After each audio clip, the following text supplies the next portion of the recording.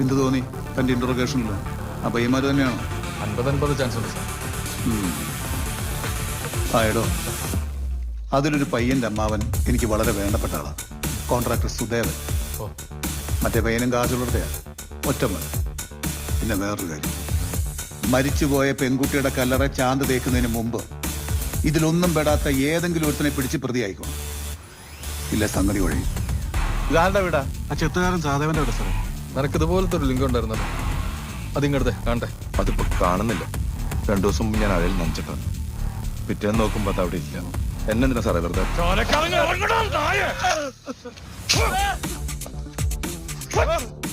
നടക്കണ